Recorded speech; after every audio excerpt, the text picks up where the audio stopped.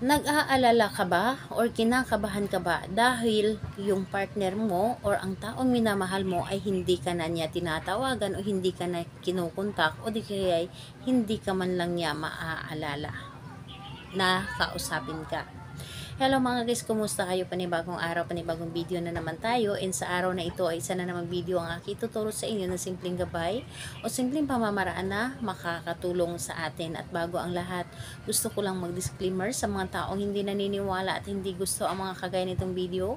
Please skip this video and maghanap kayo ng videos na gustong gusto nyo, dahil ang video na ito ay para lamang ito sa mga taong naniniwala and gusto mag-try. Sa lahat po ng mga nagko-comment dito sa aking video, dito sa loob ng aking channel, mag-ingat sa lahat ng mga nagre-reply sa inyo na dinadala kayo sa kanilang WhatsApp in Emo app upang makaiwas po tayo sa scam. Ngayon po, ituturo ko sa inyo paano tayo kontakin, paano tayo maaalala at paano kakabahan yung partner ninyo na hindi kanya matawagan o hindi kanya makontak. Ito po ay pwedeng gawin sa parehas ang kasarian, babae to babae and lalaki to lalaki. And syempre naman sa ating babae at lalaki na mag-partner. And dito po, ang kailangan natin ditong gamitin is kailangan mo lamang dito ng inyong unan. Yung unan mo na lagi mong ginagamit sa pagtulog gabi-gabi. Ito lamang ang ating kakailanganin, and syempre, yung sarili natin higit sa lahat. Dahil kailangan natin dito na i-claim sa ating sarili na gustong-gusto natin itong gawin. Kailangan na buo ang ating loob sa paggawa nito at hindi tayo dapat nagdududa. Dahil itong ating gagawin ngayon ay sobrang napaka-epektibo nito. Ngunit napakasimple lamang at wala tayong ibang gagamitin kundi ang unan lamang natin. And ayun po, sobrang napakadali nitong gawin and napakabilis nitong gumana.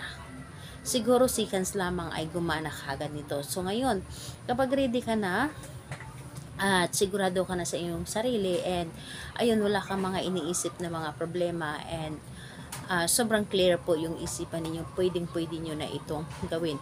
So, ang gagawin nyo lamang dito, bago po kayo matulog sa gabi, yung unan po ninyo, bago kayo matulog, ibagsak nyo po ito ng 3 beses. So, pagkabagsak ninyo, halimbawa ay isang bagsak, ay isigaw po ninyo sa inyong isip yung kanyang pangalan at apelyido at sabihin mong hindi ka mapakali hanggat hindi mo ako makakausap o hindi mo ako matatawagan. So, pangalawang beses, bagsak ulit.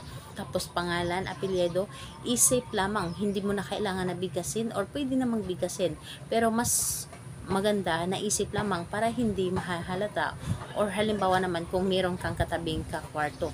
So ayun po, pangalan, apelyido, sasabihin mo is mababalisa ka kung hindi mo ako matatawagan o hindi mo ako makakausap.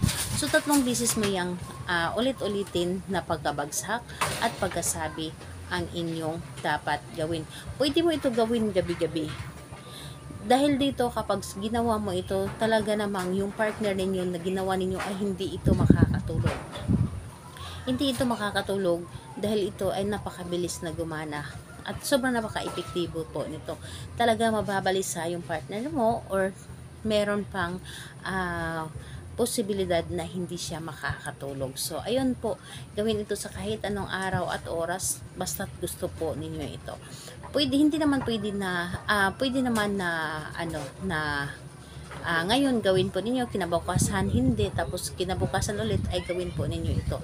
So, ganun lamang. So, ayun po, basta maganda po yung mood ninyo at sobrang gustong-gusto ninyo itong gawin po ninyo ito. Salamat po sa inyo. Bye-bye everyone. God bless us all.